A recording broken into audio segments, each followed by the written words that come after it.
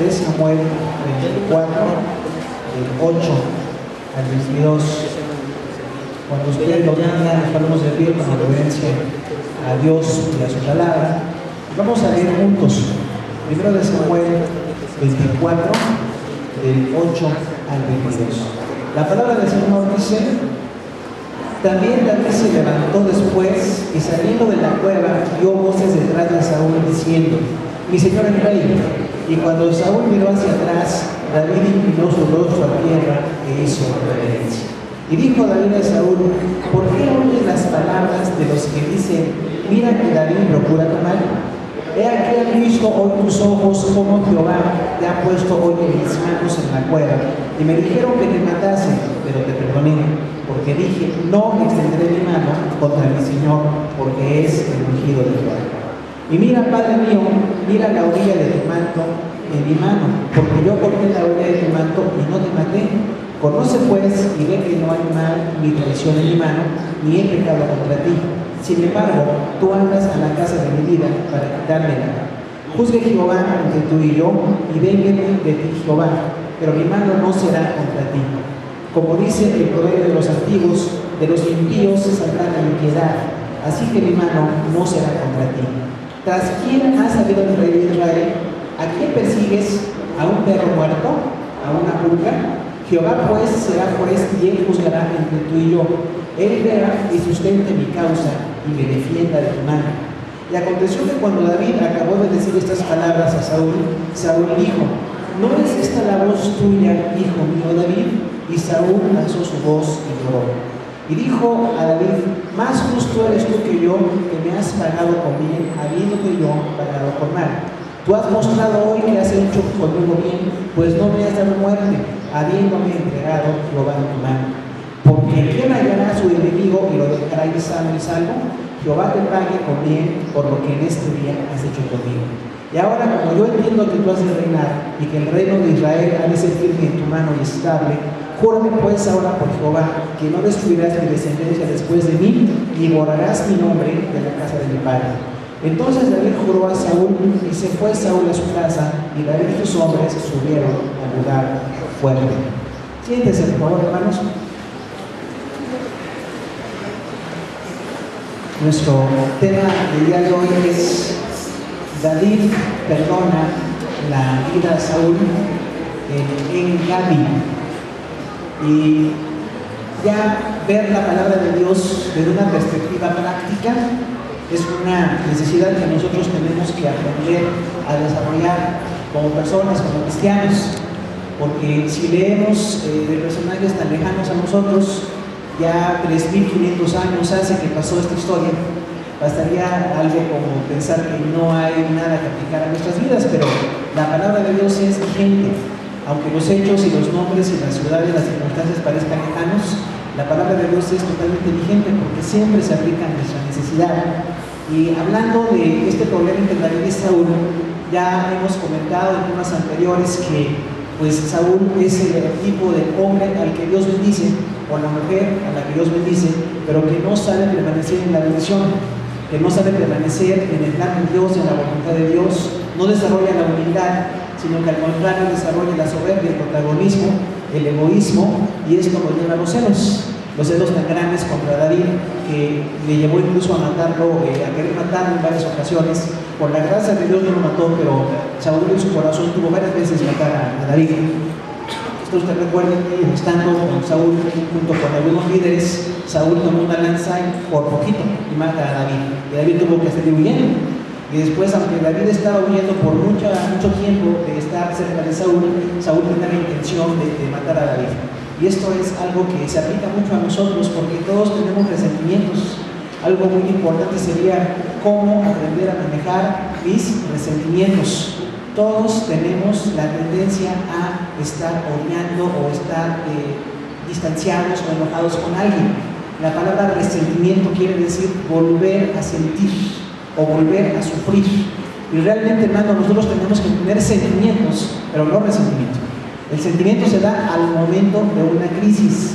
Alguien nos puede fallar, alguien nos puede traicionar, alguien se puede distanciar de nosotros. Nosotros podemos fallar a los demás, por supuesto, y lastimar o lesionar a los demás, pero se tiene que arreglar de una manera muy inmediata. No dejar que el conflicto crezca, no dejar que los sentimientos nos gobiernen, porque entonces el resentimiento se vuelve odio y se vuelve deseo de matar y se vuelve una actitud negativa hacia los demás. Hoy vemos en la sociedad que hay mucho resentimiento. Hay resentimiento social, resentimiento político, resentimiento racial, resentimiento religioso, porque la gente no deja que Dios le liberte. Quizás usted en este momento tenga necesidad de manejar bien sus sentimientos, ya dejar de odiar a quien me hizo daño hace tiempo, pedir a Dios que me ayude a perdonar, pedir a Dios que me ayude a manejar el conflicto, pero no puedo vivir totalmente atado a un resentimiento. Y también quizás usted sea víctima del resentimiento de otro o de la violencia de otros, y muchas veces también vivimos con miedo o vivimos en debilidad y vivimos no disfrutando de la vida que Dios tiene planeada para nosotros, porque no sabemos manejar los sentimientos. Quizás los psicólogos y los psiquiatras o algunas terapias y con medicamentos ayudan a la gente mucho, pero lo más importante que tenemos que decir, Dios nos va a sanar de los resentimientos. Dios puede sanar nuestro corazón para que estemos sanos emocionalmente delante de Él. Y vamos a hablar ahora de 3 argumentos que se presentan en este texto. Recuerda que vamos estudiando toda la Biblia paso por paso. Vamos a tardarnos 15 años, quién sabe si acabemos algunos. Usted le ayudará a otro predicador a acabar la Biblia completa, pero va a durar como 15 años. Ya llevamos 3 o 4 años predicando por segunda vez toda la Biblia, pero hay que ir viendo todos los textos de la palabra de Dios, nos van a dejar mucha enseñanza. Y hablando de este perdón de la vida de David para Saúl, tenemos que entender varias cosas muy importantes. Dios quiere que nosotros perdonemos.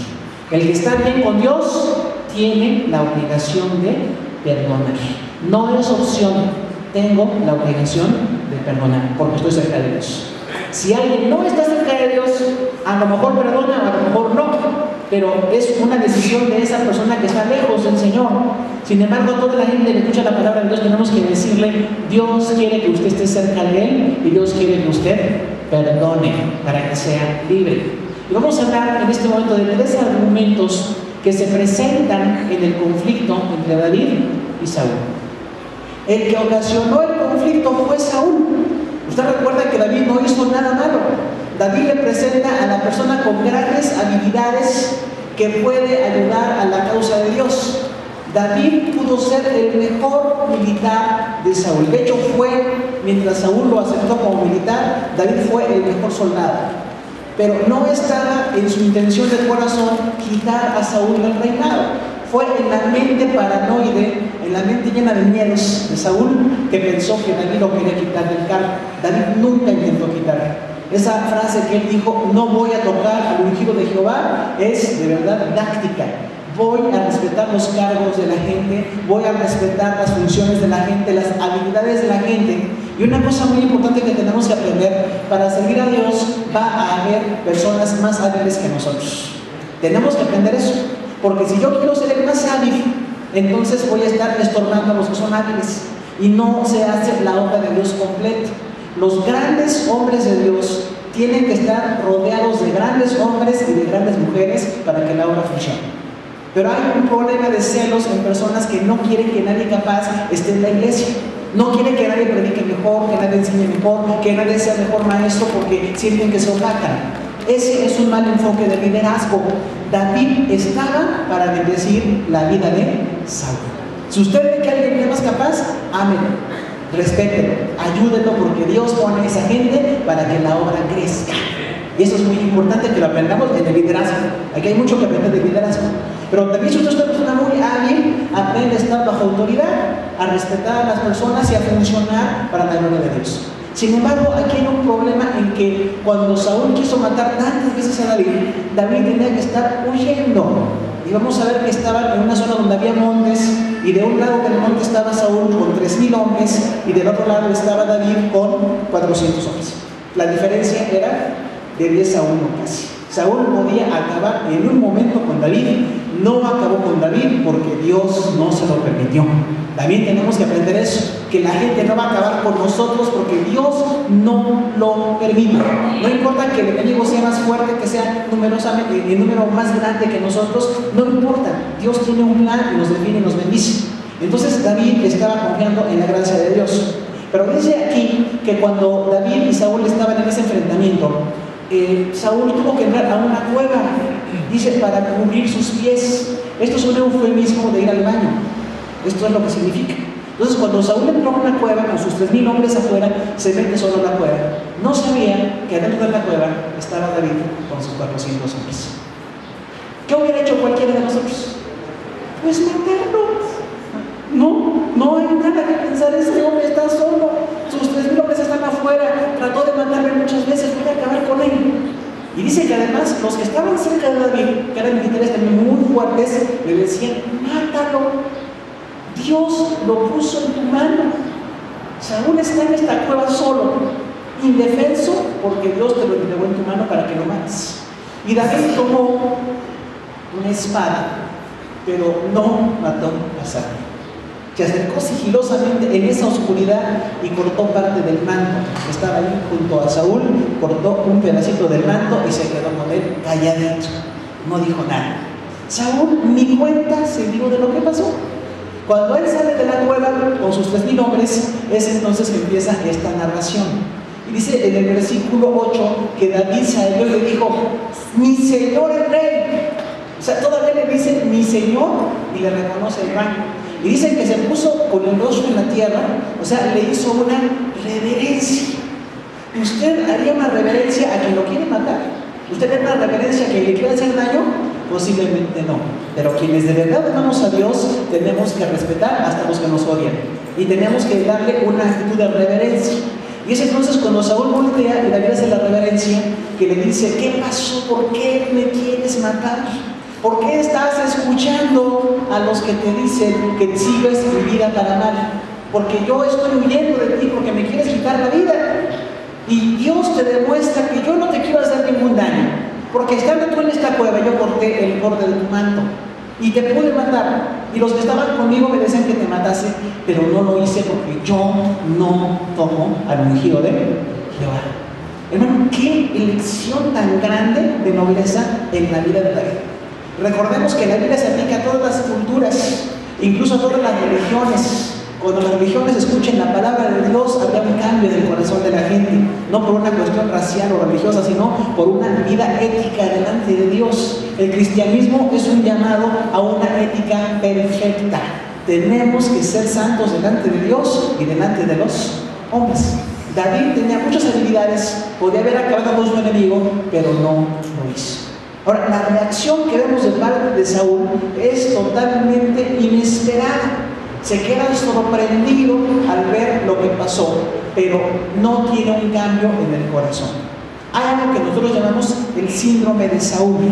El síndrome de Saúl es la gente que aparenta que se arrepiente, la gente que aparenta que cambia, pero no cambia. En el fondo sigue siendo igual.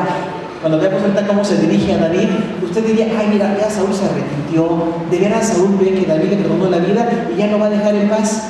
Pero no es así. Lo vuelve a hacer después. Sigue intentando matar a David. Ahora, a nosotros esto nos deja una serie de lecciones muy importantes, porque algo que también se entra aquí como un factor es la gente que mete más chisme al problema. Versículo 9: ¿por qué escuchas a los que te dicen que yo te quiero hacer daño? Muchos de nosotros escuchamos a la gente malintencionada que nos desinforma respecto a los demás. ¿No le ha pasado a usted que alguien dice un chisme? Hay gente a la que le encanta. Hay gente que tiene una genética. Dice: yo no soy chismoso, soy comunicativo, ¿verdad? Yo no soy chismosa, yo soy curiosa. Ay, qué curiosa. Pero hay gente a la que le gusta tener información para hacer daño. Aquí hubo un extranjero idumeo que le dijo a Saúl: David está en tal lugar. Y los sacerdotes le dieron comida y le dieron tu espada y oraron por él. No era cierto, dos cosas esas no eran ciertas.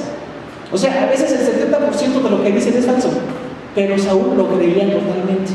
Algo que también tenemos que aprender aquí, hermano, respecto al manejo de conflictos es tratar las cosas de frente. Los cristianos tenemos que tratar los problemas de frente. No porque alguien dijo un chisme, o porque yo le creo mucho, o porque me quiere mucho y me están diciendo, tengo que comprobar las cosas. Según los mejores proponentes de las leyes, las personas acusadas son inocentes hasta que se compruebe que son culpables. A veces en nuestro sistema judicial parece lo contrario. La gente es culpable hasta que se demuestra que es inocente, ¿no? Y eso es un gran error jurídico. Pero aquí a David lo estaban acusando de culpabilidad. Saúl estaba muy ya enojado respecto a David, muy celoso de David. A Saúl le convenía que David fuera un traidor para matarlo, pero Dios tenía un plan para la vida de David. Entonces, hermano, una cosa muy importante que tenemos que hacer aquí: no demos mala información de los demás. Si yo no estoy seguro de algo que está mal, que alguien hace o que alguien quiere dañar a otro, ¿para qué voy a andar yendo a meter ese tipo de problema? Mucha gente dice, no sabes, ya me enteré de algo. Esa gente en la que tú quieres tanto, esa gente en la que tú confías, si tú supieras, yo supe, no te digo nada. Mire, ya no, nada más no estoy metiendo hilo para sacar otra, porque ya no nos interesa. ¿Cómo que te enteraste? ¿Qué dijeron de mí? No, yo no quiero ser chismoso. Mira, cuando hay un problema, lo tengo que tratar de frente.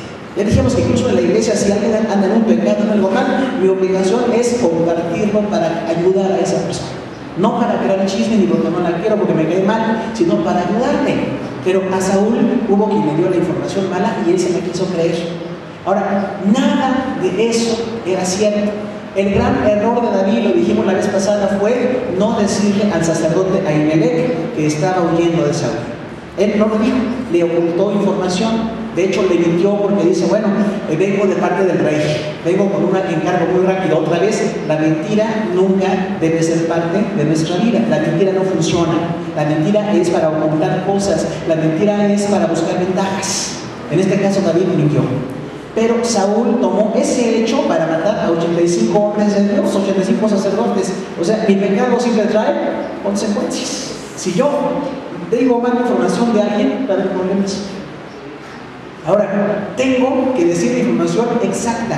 Si yo me entero de un problema de alguien y quiero ayudar, es lo que yo sé exactamente.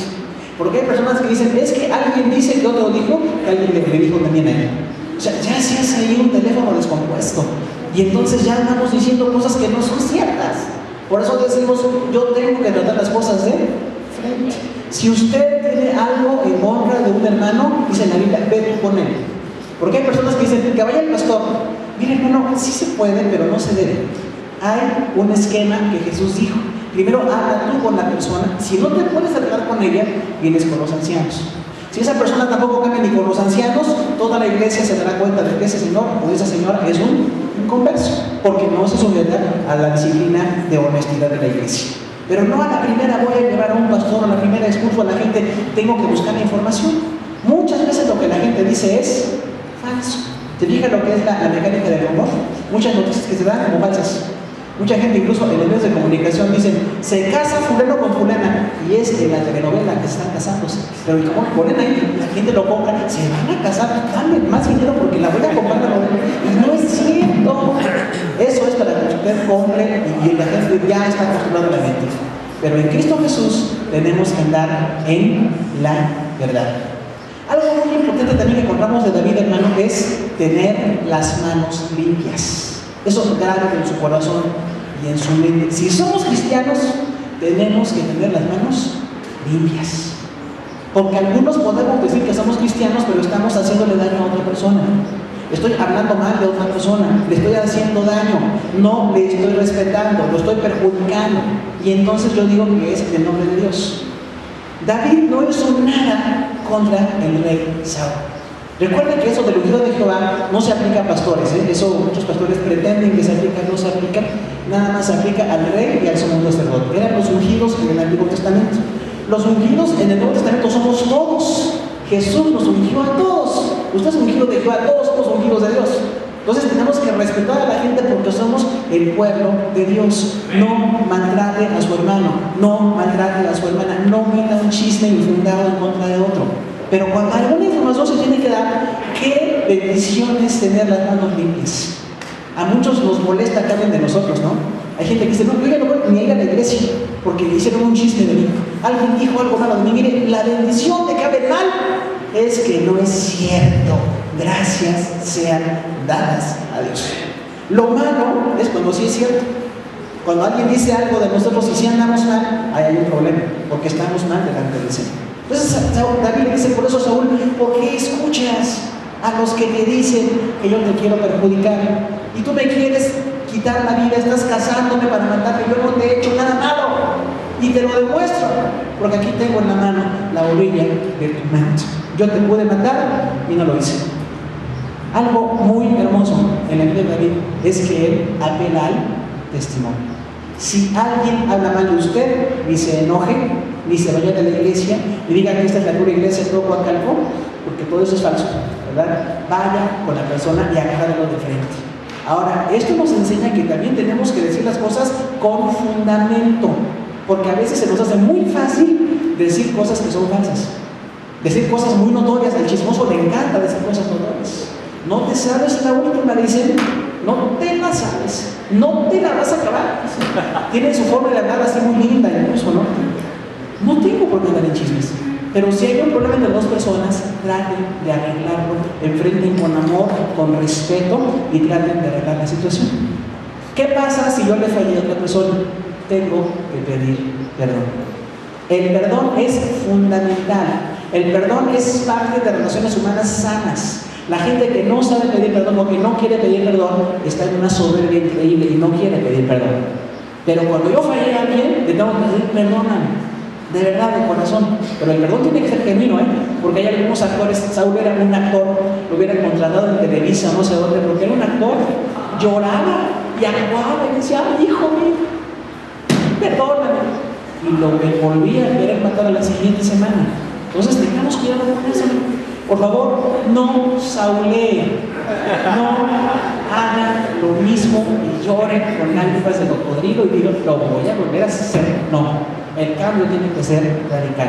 Ahora, es muy importante esto, porque David reconoce que el que lo puso en sus manos, ¿quién fue? Es Dios. Versículo 10 dice, Jehová te puso en mi mano. Fíjense qué gran lección. Saúl tenía 3,000 hombres, era un ejército completo. David tenía, ¿cuántos dijimos?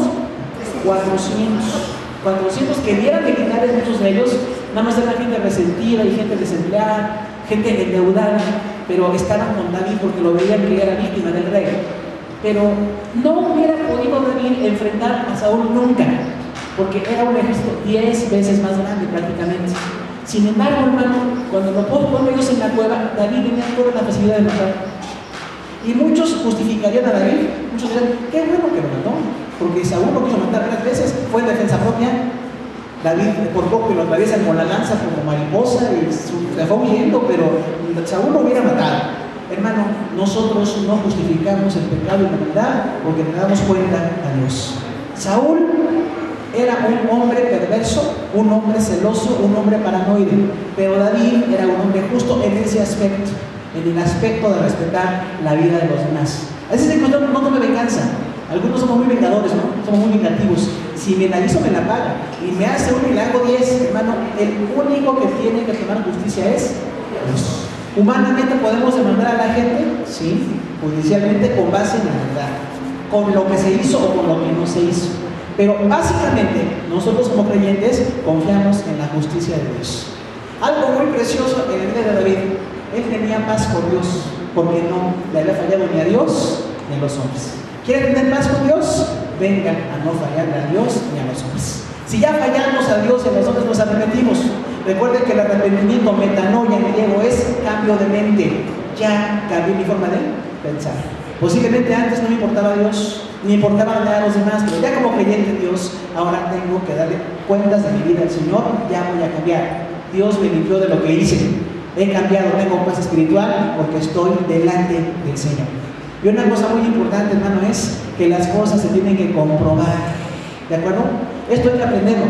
Mucha gente en la iglesia a veces espera que pongamos una disciplina a una persona porque alguien es un chisme. Y miren, hermano, las cosas que hay que hacer, comprobarlas. ¿A usted le gustaría que lo disciplináramos porque alguien dijo un chisme? Todos acá somos predicadores, tenemos buenos predicadores, excepto el que habla, pero hay otros buenos. ¿Buenos maestros? Sí, hay buenos maestros. Hay buenos evangelistas entre nosotros, hay gente con cara por el evangelismo. Hay gente que sirve en muchas áreas de la iglesia, pero si alguien dice un chisme y llega el autor y dice, hermano, te quito del ministerio porque andas mal. Pero ¿quién dijo que ando mal? Hay iglesias que lo manejan así como de la secreta, ¿no? No te vas a enterar. Pero alguien te acusó de homicidio. Ay, espiritualmente hablando. ¿Cómo? Pues sí, y por lo tanto te disciplino. ¿Cómo no voy a quitarme un cargo? ¿Qué tengo que hacer? Comprobarlo. Miren, un problema que tenemos los latinos, específicamente los mexicanos, es que no sabemos manejar el conflicto, no sabemos manejar la presión emocional. Si alguien lo acusa, ¿qué tenemos que hacer? Comprobarlo. San Pablo dijo, y lo hemos dicho varias veces, contra un anciano no admitas acusación, salvo que sea con 2 o 3 testigos. O sea, tienen que ser testigos. Si yo sé que alguien hace algo mal, y lo digo porque la Biblia me dice que tengo que ayudar a que se arregle el problema, y tengo que hablar, decir, sí, yo sé que esta persona falló, yo la vi, yo la escuché, es doloroso, pero es lo que tengo que hacer. Pero tengo, ¿qué cosa? Pruebas en la mano. Si no tengo pruebas, ¿qué pasa? No puedo hacer. Hasta a nivel judicial se dice que algo es improcedente por insuficiencia de pruebas. Entonces, cuando algo nos dicen, hermano, lo tienen que comprobar, ¿de acuerdo? Eso nos da una gran seguridad. Ahora, si me comprueban algo, ¿qué pasa? Tiene un castigo, una disciplina, una suspensión ministerial y tiene que funcionar así. Pero en el caso de David, él no había hecho nada malo, el que estaba mal era el rey Saúl. ¿Qué es lo que aprendemos de David? Número 1, discernir la oportunidad. La oportunidad no es para tomar ventaja, no es para vengarme. Usted no se vengue, dejen que Dios tome la justicia. Si usted tiene que demandar o tiene que hacer justicia de alguna manera y hay un castigo en contra de otro, lo que lícitamente se puede hacer es correcto, pero dejen que Dios vea la oportunidad. Hay un problema con la palabra prueba y la palabra tentación es la misma palabra en el idioma griego. Prueba y tentación es la misma palabra. Nada más que el que nos pone conflictos para probarnos es Dios. O sea, Él quiere que pasemos el conflicto y resultemos más fuertes. Pero el diablo ve ese conflicto para liberarnos como tentación. Entonces, ¿David tuvo una tentación o no la tuvo? Cuando tuvo a Saúl cerquita y lo pudo matar, quizás en su corazón pensó, bueno, puedo matarlo, pero él resistió la tentación. Acuérdense, la tentación no es pecado, pero refleja lo que hay en nuestro corazón. Tenemos que ir más allá y cambiar el corazón. Pero David aprovechó la oportunidad para darle un testimonio al rey Saúl. Realmente lo más triste es que Saúl se suicidó, ¿recuerdan? Más adelante vemos, los que ya conocemos este contexto, Saúl se suicida porque lo están persiguiendo sus enemigos y está acabado y está mal y está lejos de su familia. Entonces, hermano, no deje que el resentimiento esté en su corazón, eche fuera el resentimiento, eche fuera la duda, eche fuera todo prejuicio, ame a la gente, disfrute a la gente mientras puede. Y si la gente nos falla, Dios restaura nuestro corazón y podemos seguir adelante. Nadie es indispensable salvo nuestro Dios. Él sí es indispensable. Otra cosa que aprendemos de la vida aquí, hermano, muy importante es respetar a los enemigos. Hay mucha gente que espera que maldigamos a la gente, ¿no? Y piensan que si en la iglesia les sonreímos o los saludamos o los amamos, somos débiles. ¿Ay, usted por qué le sonríe? Pues porque la Biblia me dice que tengo que respetar a la persona. Hasta que comprobemos si falló, le vamos a poner la disciplina que se tiene que poner. Normalmente nos quitan del cargo 1 año o 2 años. Cuando hay pecados comprobados, según Romanos 1 y Gálatas 5, ahí está la lista de pecados. Si alguien falla, no nos tiene que quitar el ministerio, pero nos tiene que tratar bien. Hay personas que creen que maltratando a la gente con su bocote, con su gesto, ya lo están castigando. Si no funciona así, hay que respetar a la gente, ¿de acuerdo? Hasta las instituciones de justicia ahora dicen que hay que respetar a los delincuentes. A veces ahí es muy debatible el punto, ¿no? Pero es mejor respetar que no respetar. Es más justo respetar que no respetar. Lo siguiente es una sana confrontación. Tengo que enfrentar a mis enemigos sanamente. Es que alguien dijo algo de ti, pues que me lo diga. Si no me lo dice, ¿para qué lo confrontas? Porque no tiene el rol de decírmelo de cara a cara, lo anda diciendo. Es que te lo dijo fulano, bueno, cuando me lo diga, escuchamos, ¿no? O tal vez puedo decirle, oye, hermano, quiero hablar contigo. Hay una situación aquí, ¿qué fue lo que pasó? Mire, hermano, muchas veces son algo entendidos, ¿eh? Muchas veces son cosas que nosotros malinterpretamos de algo que se dijo o algo que se dio o que se manejó. No me diga la administración, quienes manejamos dinero, recursos, ofrendas, diezmos de la iglesia, tenemos que estar claros con la iglesia de lo que manejamos, pero tiene que ser con pruebas en nuestra mano, tiene que ser con una confrontación. Una invitación aquí, hermano: no caigamos en la murmuración. El chisme no cabe en la boca de un cristiano. ¿Para qué es el chisme? ¿Para entretener? ¿Para reflejar un mal sentimiento contra otra persona?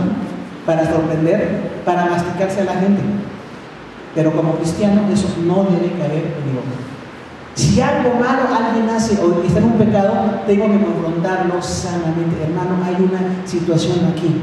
Se dice de ti esto, o tenemos en esta condición, tenemos la prueba de que estás en esta situación.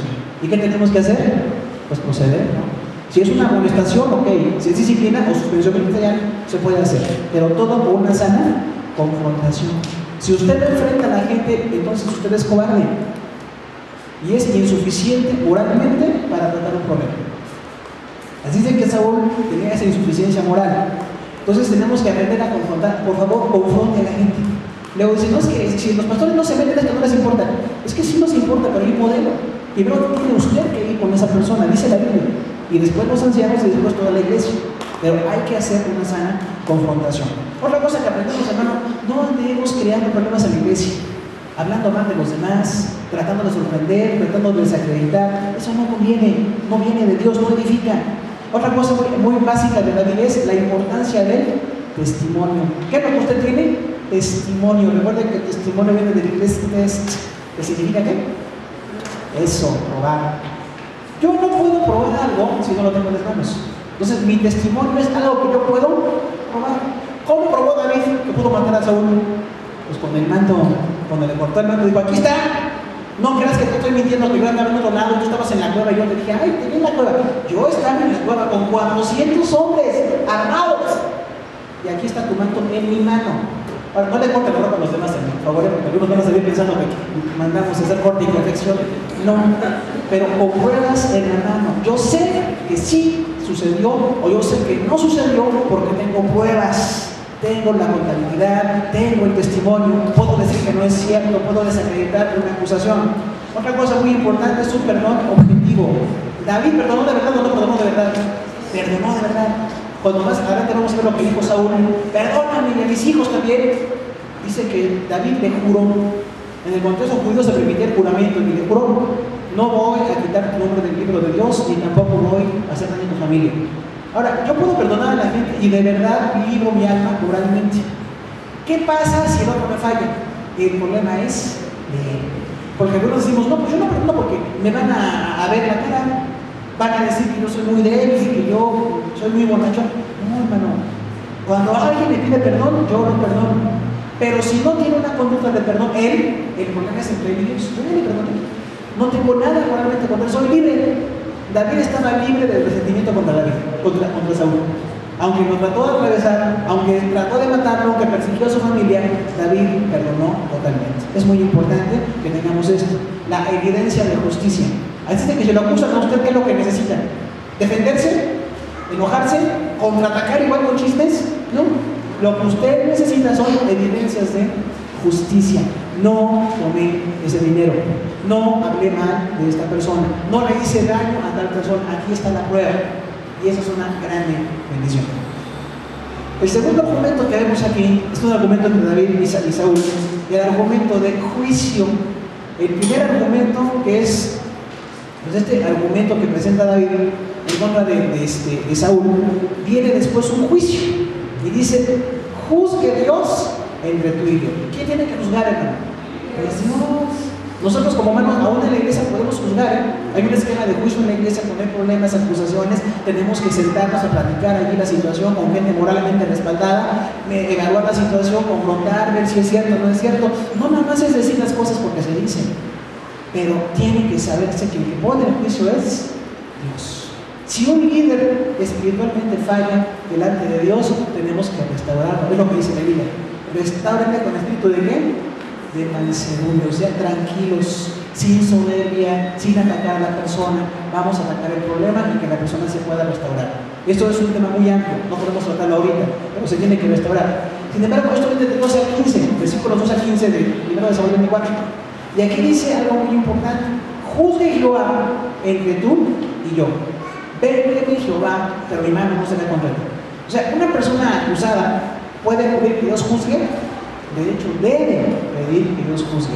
Si alguien me está haciendo daño en un juicio legal, me quiere perjudicar, habla, es lo que sucede en el mundo, hablar cosas mentirosas para que la otra persona pierda tiempo, a ver si el otro abogado es un poquito menos inteligente y pierde el juicio, es lo que la gente maneja.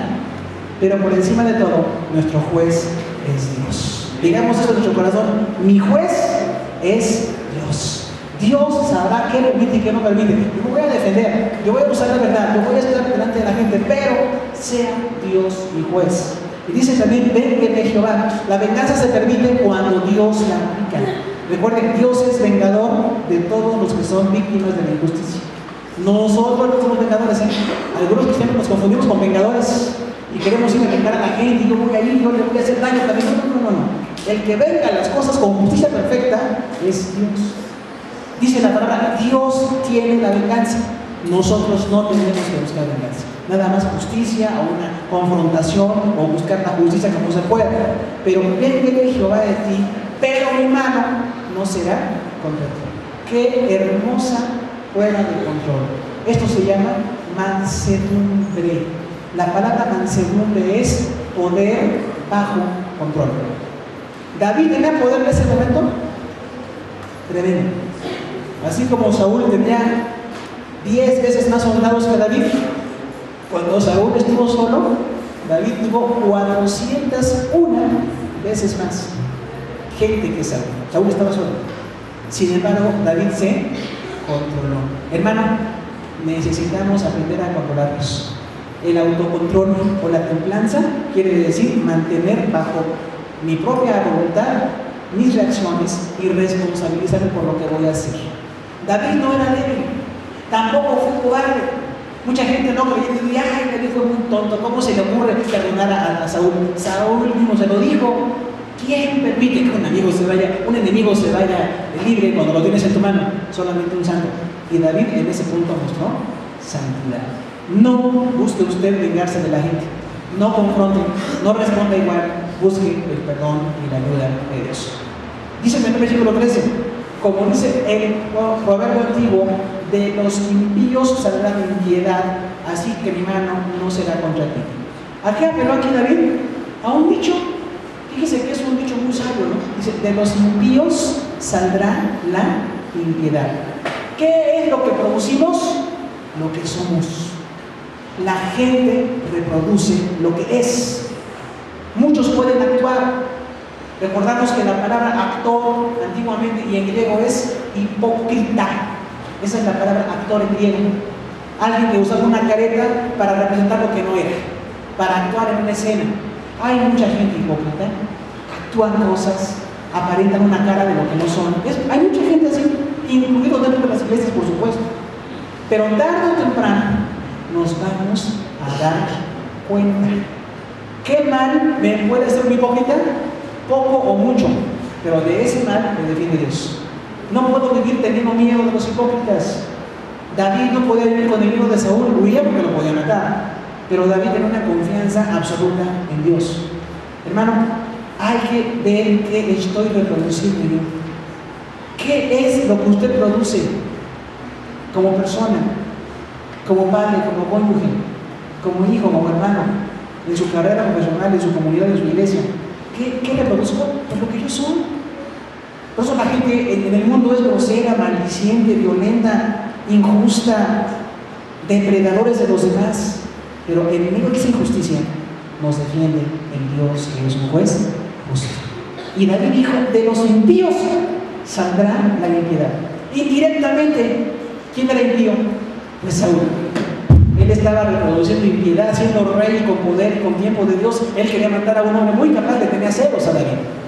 Entonces perdió mucho tiempo de su vida. ¿Sabe? La impiedad nos hace perder el tiempo, hermano.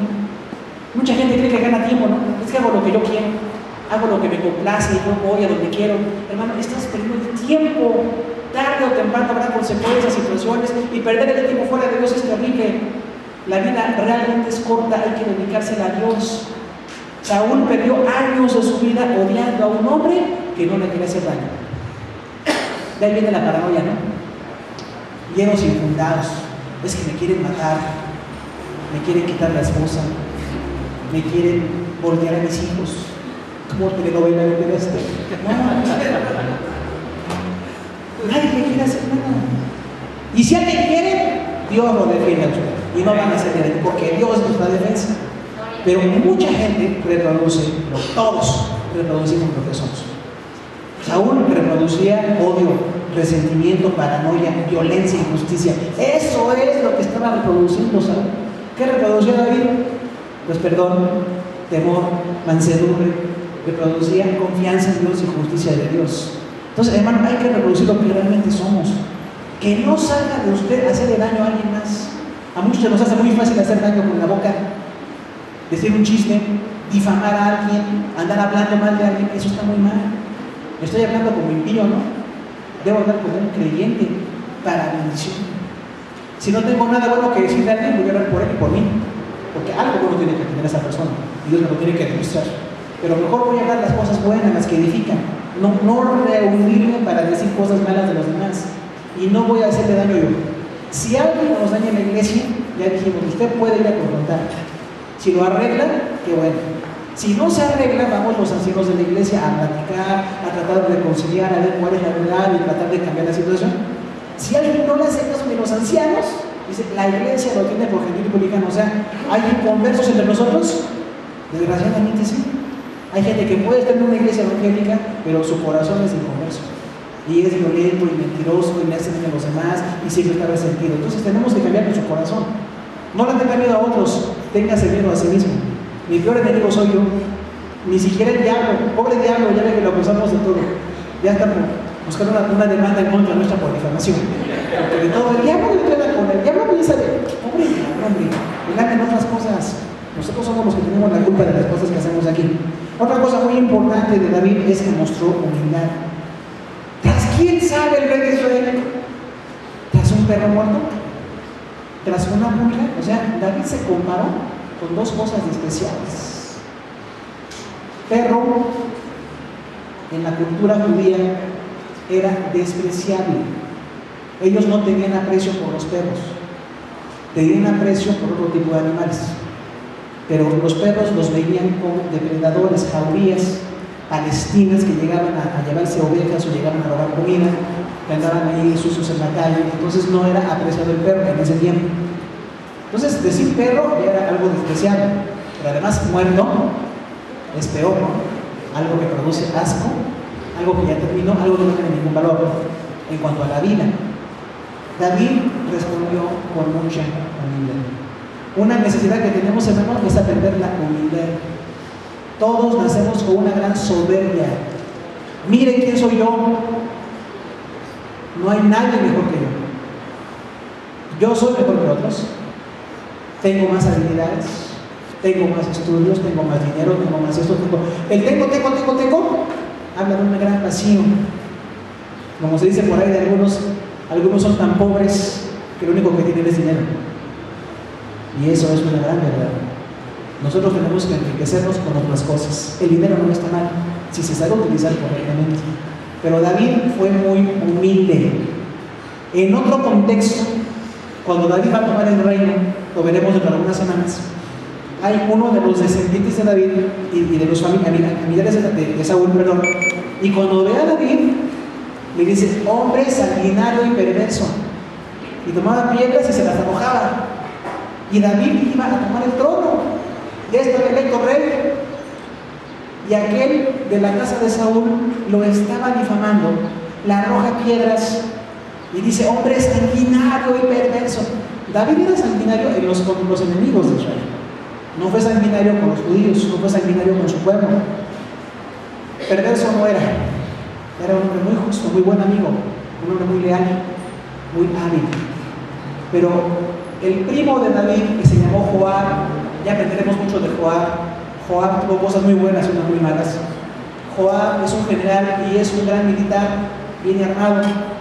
Y le dice a David, ¿por qué permites que éste te ofenda. Dame la orden y lo mato. Tú nomás dime que sí y lo mato. Y David le contestó a Joab, el rey le contesta al general, si Dios le permite que me maldiga, ¿quién soy yo para callar a este hombre? ¿Es tremendo o no es tremendo David? Hermano, qué hombre tan humilde. Porque algunos se nos paran la cresta como gallo de pelea. ¿Qué dijiste de mí? ¿Qué andas haciendo en contra mía? Ay, hermano, defiéndase justamente. No digo que no se defienda, pero nada más no trae la cresta. ¿Ya? Vaya y defiéndase justamente. Pero ¿quién es el que me defiende? El Señor es el David. David después puede hacer justicia incluso contra ese enemigo. Salomón hizo justicia contra algunos enemigos de David porque seguían siendo perversos. Pero ¿cómo me tengo que enfrentar a la persona que me quiere hacer daño? Con humildad. ¿Sabe que la violencia es reflejo de inseguridad? La violencia es reflejo de inseguridad. Como tengo tanto miedo de que me hagan daño, me pongo muy valiente. Y pongo una cara así, de aquellas ídolos meca y cosas así. Y hasta algunos hasta se paran preguntas, porque no somos tan altos, entonces ¿por qué? Lleno de miedo. Cuando alguien está seguro no tiene que hacer ningún alarde, porque mi seguridad viene de Dios, mi refugio viene de Dios. Hay que aprender a ser ¿qué? Humildes.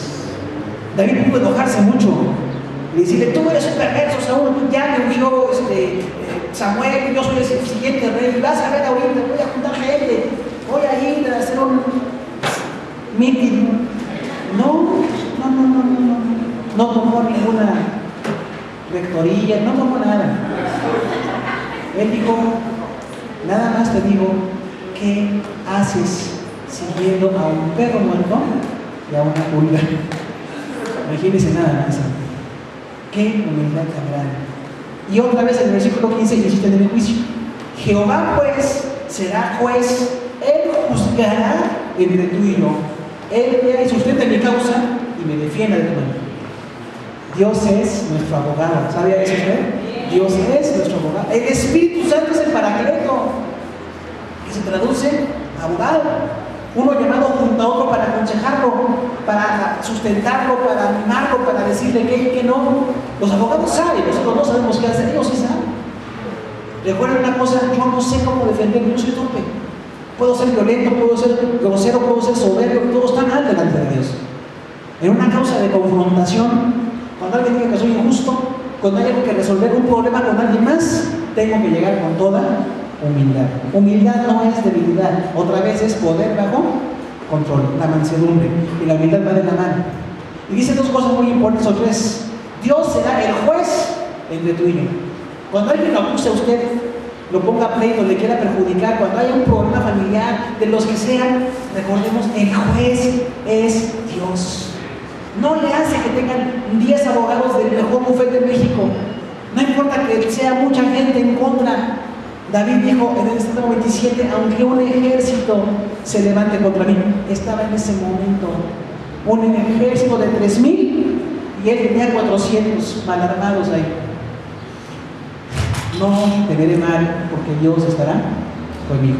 Circunstancias, enfermedades, desempleo, todos los problemas que nosotros tenemos ahorita los vamos a enfrentar con la confianza de que Dios es un juez justo. Pero no caigamos en el pecado. Es que todos lo hacen, todos mienten, todos difaman. No puedo hacerlo, porque yo tengo una responsabilidad delante del Señor. Dice, Él juzgará mi causa, que sustente mi causa. Es muy interesante, es un término legal, sustente mi causa. O sea, el que va a presentar mi defensa completa es Dios. Cuando alguien lo ataque a usted, déjese defender por Dios. Hablando con toda sinceridad, ¿quién tiene mejores armas para defender? ¿Usted o Dios? Pues decídanse, porque al menos nos defendemos nosotros. Que nadie me vea feo, que nadie me diga, porque yo me levanto, yo voy, tranquilo. Usted es hombre, usted es mujer.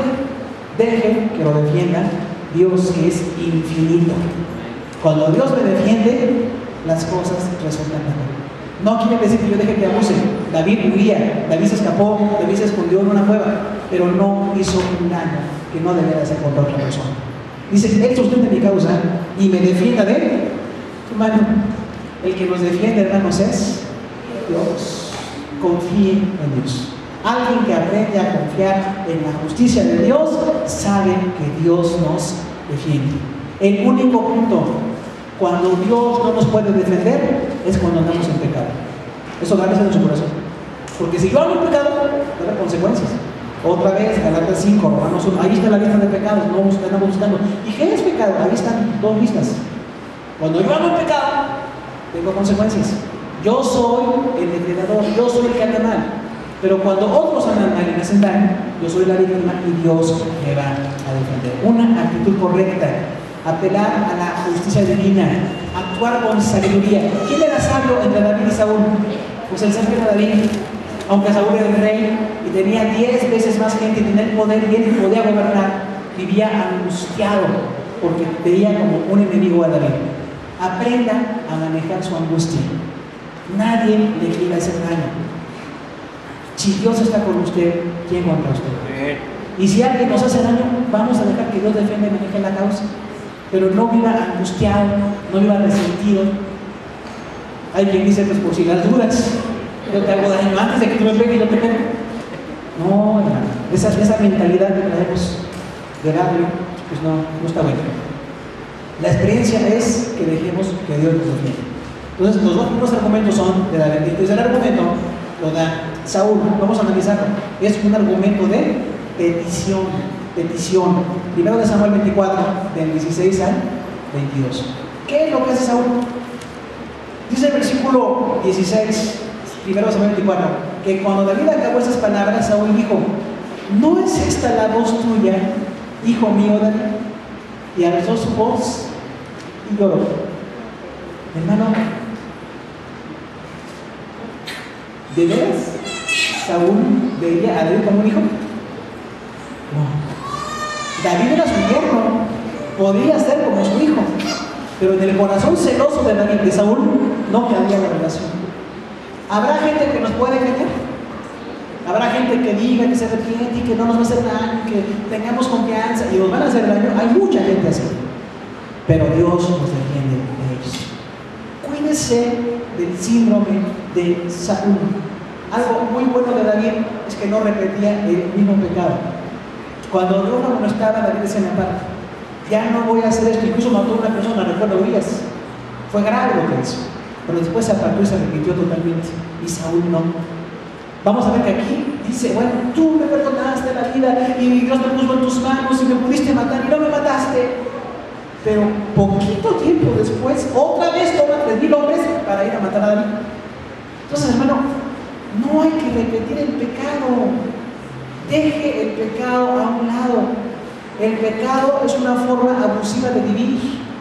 El pecado es irme fuera de las leyes de Dios y dañar a otros por mi placer, por mi beneficio económico, por mi estatus o por lo que sea, por mi egoísmo. Pero Saúl tenía una clara representación de esto. Afortunadamente David ya conocía a Saúl. Si hay alguien que dice que se arrepiente y sigue haciendo mal, me tengo que alejar de él. El perdón no implica dejar que abusen de mí. El perdón lo que implica es que no me haga daño, que me quiera perjudicar. Yo le pueda perdonar totalmente. Pero Saúl le dice: hijo mío, ¿no es esta tu voz? O sea, como que fue una voz muy importante para él. Mientras que lo que en su corazón había era el deseo de matar a David. Entonces, ¿hay mucha gente perversa? Sí. ¿Hay gente que abusa de la autoridad? Por supuesto que sí. Pero por encima de todos, mi juez es Dios. Cuando Dios es mi juez, yo tengo una gran paz. Porque si Él permite que alguien me haga daño, Él sabrá por qué lo permite.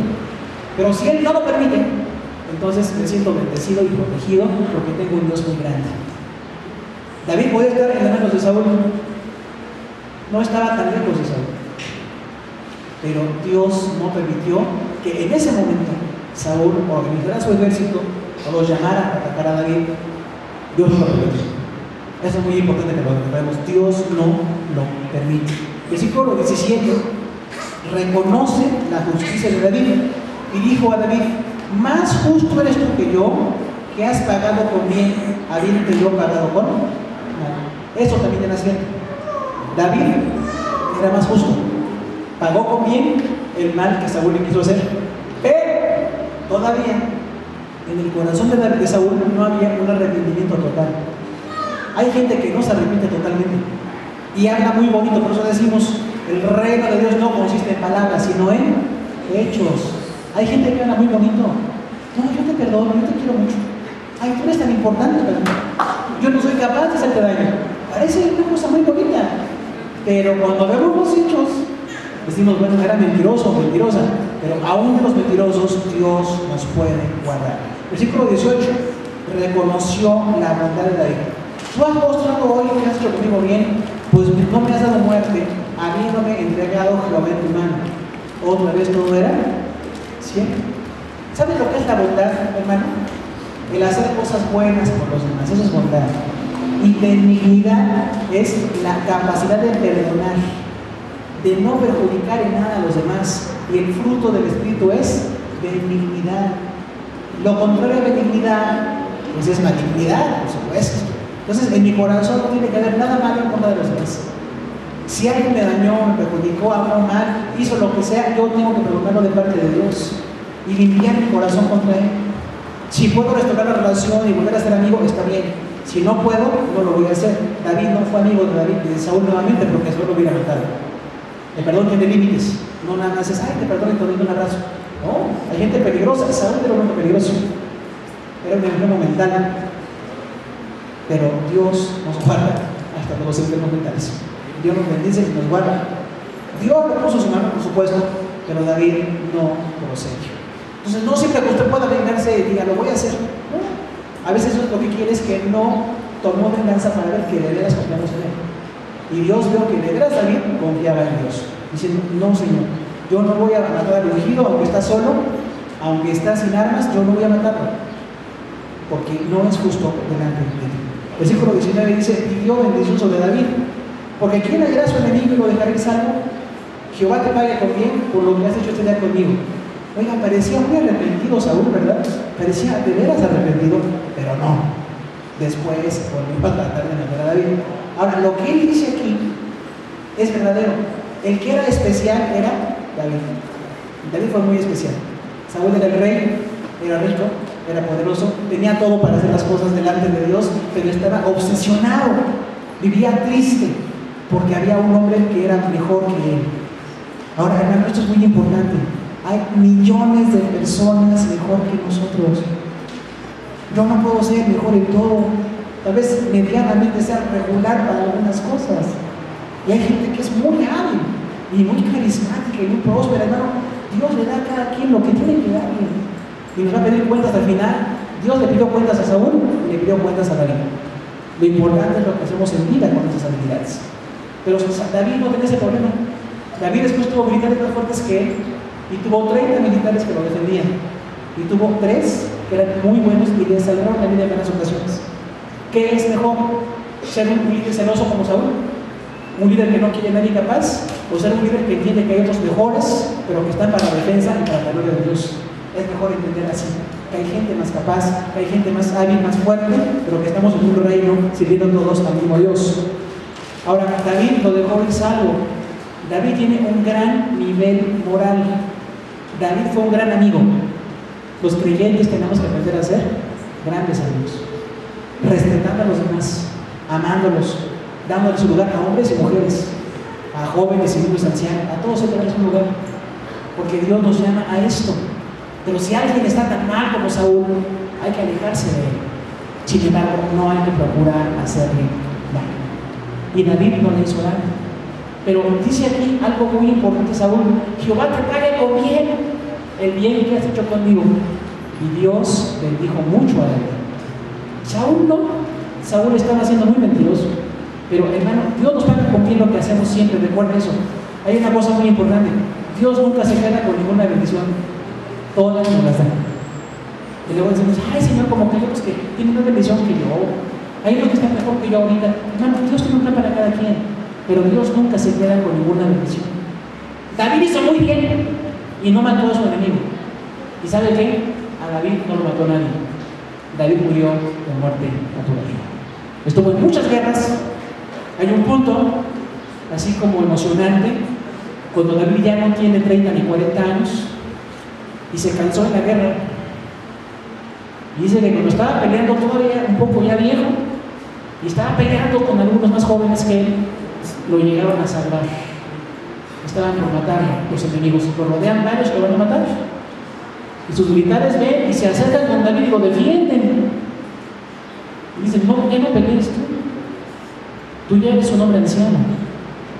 No apagues la lámpara de Israel.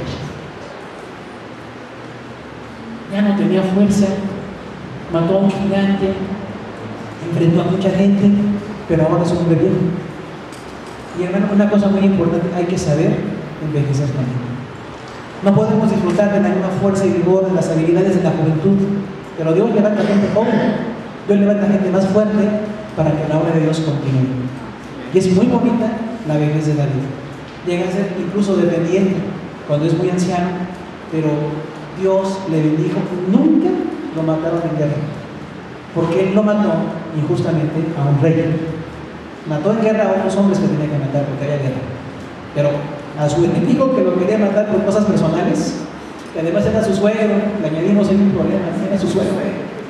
No, dijo, no lo voy a matar.